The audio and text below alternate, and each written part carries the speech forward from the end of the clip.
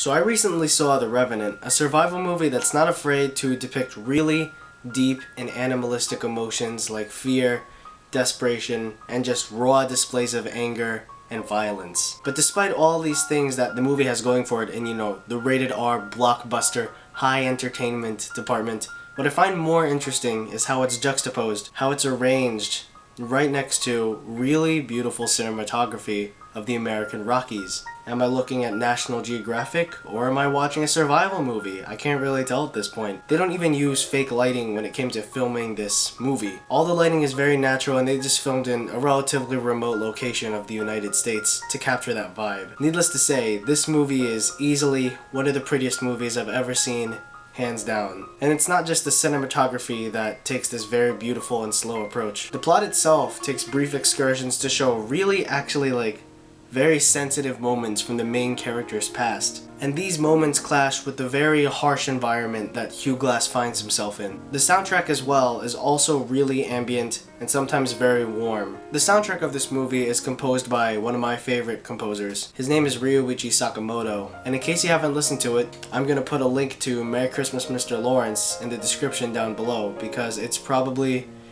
my favorite song ever. In fact, I like Merry Christmas Mr. Lawrence and Sakamoto's other work so much that he's the very reason I came to watch this film in the first place. I saw the trailer while I was watching some other movie, and I saw his name down at the bottom towards the end, and I was like, yo, I gotta watch this. But just a warning for loyal listeners of Ryuichi Sakamoto, you're not gonna get a Merry Christmas Mr. Lawrence with this. The music in this is really ambient. It's not nearly as melodic or structured as that song is. So what you'll get in The Revenant is usually two types of songs. One of them tends to be more ambient and it's very much so background music, in the sense that it tries to capture a natural feel with really echoey percussion and just really haunting strings in the background. And that's what you're going to be hearing through most of the movie.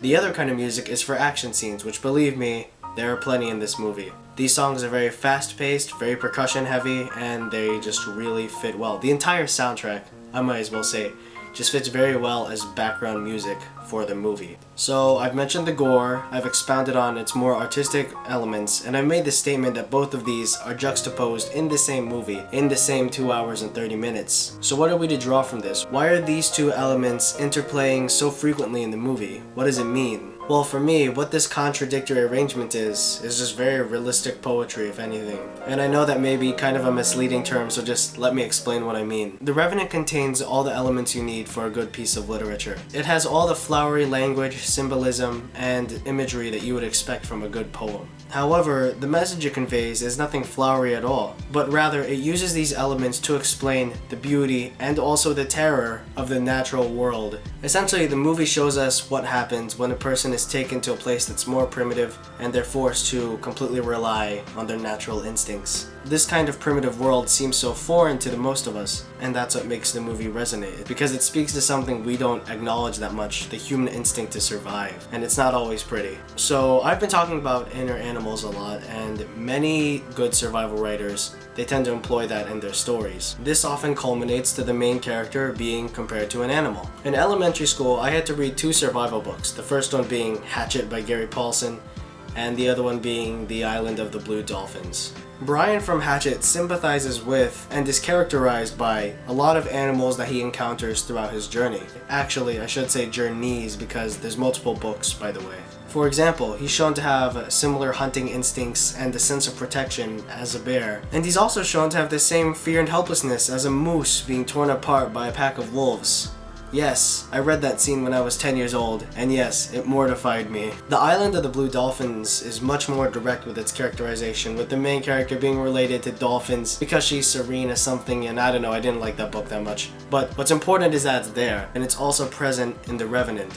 From what I noticed in the movie, Hugh Glass is a snail. That's right, master frontiersman Hugh Glass is a snail. But really think about it, he's just a very gentle and caring guy, and all he wanted was the best for his wife and his son.